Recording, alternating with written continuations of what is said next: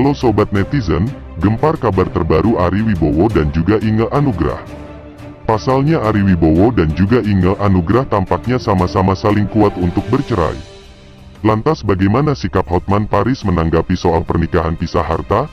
Bagaimana pula pihak Inge memperjuangkan harta Gonogini bersama Ari Wibowo?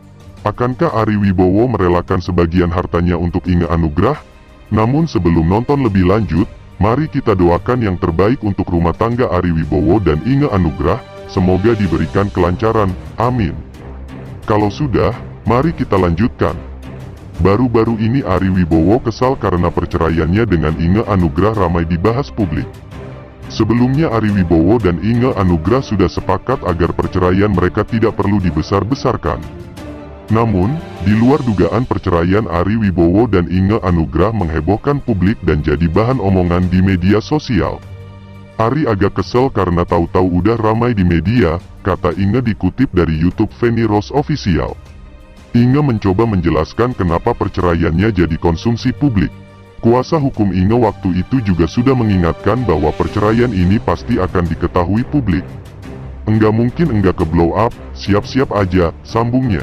Bukan hanya Ari yang kesal perceraiannya diketahui publik, Inge pun setali tiga uang.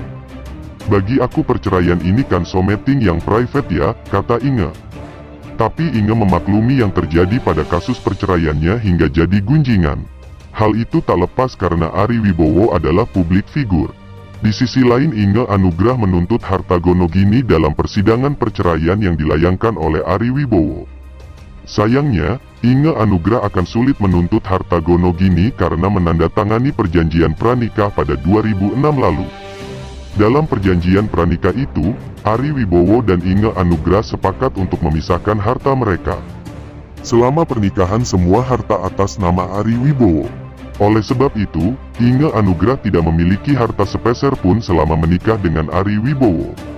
Meskipun Inge Anugrah berusaha untuk memperjuangkan harta Gonogini, Ari Wibowo menolak membahas soal pembagian harta. Di sisi lain, Hotman ditemani Dr. Richard Lee membahas seberapa penting adanya perjanjian pranikah bagi Pasutri. Perlu nggak bang perjanjian pranikah? Tanya Dr. Richard Lee. Pranikah itu perlu, tergantung pada kedudukan masing-masing, tandas Hotman.